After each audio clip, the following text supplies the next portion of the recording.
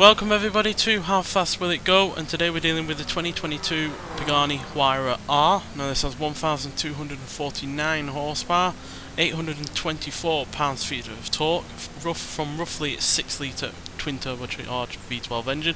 I say roughly because it's currently glitched at the moment. You upgrade the cubic capacity of the engine and it goes to 0 on the engine capacity for some reason, but yeah, it was already a 6-litre, so around 6 to 6.5 is going to be the estimate there. And it weighs 2,606 pounds, has all-wheel drive, and it can now do 0 to 60 in 1.921 seconds and 0 to 103.293 seconds. So yeah, this is the first Pagani that we've had on this series so far, but being a track car, it's unlikely to be the fastest, because it's, even though the downforce has been reduced at the front and the rear, it is still there. And yeah, also, you know, it wasn't meant for top speed when it was built as a race car from the ground up. It was made for going around corners as fast as possible. So yeah, that's probably likely what it's going to be able to do here, but it's going to be interesting to see what it can do regardless at the top end. So let's get out there and see what this car can do. So properly quick in terms of acceleration, as you'd expect for a car that weighs as little as this and has all of that power. Now granted, it's not a massive amount of power extra over its standard output, around 400 extra horsepower, but that's still a lot in a car that, like I said, doesn't weigh very much. So there's 250, 260, it's getting there at a reasonable pace. It's 265, 268, any more? It's going to be generating a hell of a lot of downforce at its speed, so it would surprise me if it can gain any more speed than that. You have arrived at your destination. It's consistent, it's holding it, and it's really not struggling with handling that power at all, or the extra speed, because it certainly could not do this amount of speed in its stock form.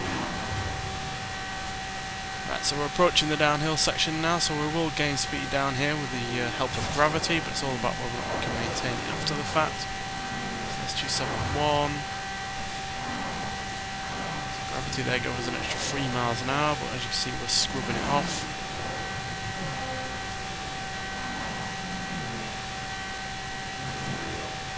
We've gained 269. I'm going to say 269 because we gained it there for a good 10 or so seconds. So yeah, that's by no means the fastest car of this kind of type by any means, but it's still pretty damn quick for a car that at the end of the day is meant for you know, downforce and handling and all of that.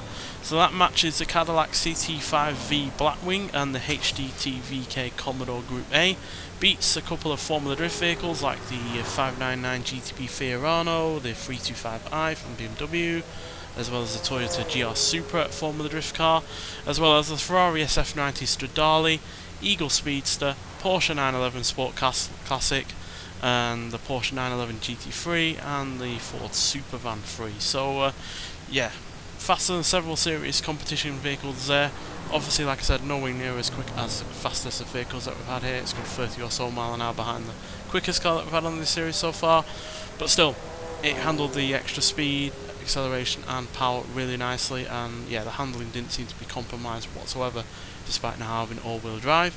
So yeah, overall a really good car. Obviously though, you cannot use this car in any kind of online racing or out like that, because with all of these upgrades I've given it, it is in X class, which is obviously the banned class in terms of online racing or even single player racing, but still, at least you can rock it along on speed cameras and speed zones with this kind of tune setup. So yeah, but this is part of the racing car pack which was released alongside 3 other cars. So yeah, it's well worth getting the car pack because it doesn't cost very much, and yeah, you get 4 glorious cars as well. So yeah, but nonetheless, thank you for watching, and I'll see you in the next one. Bye.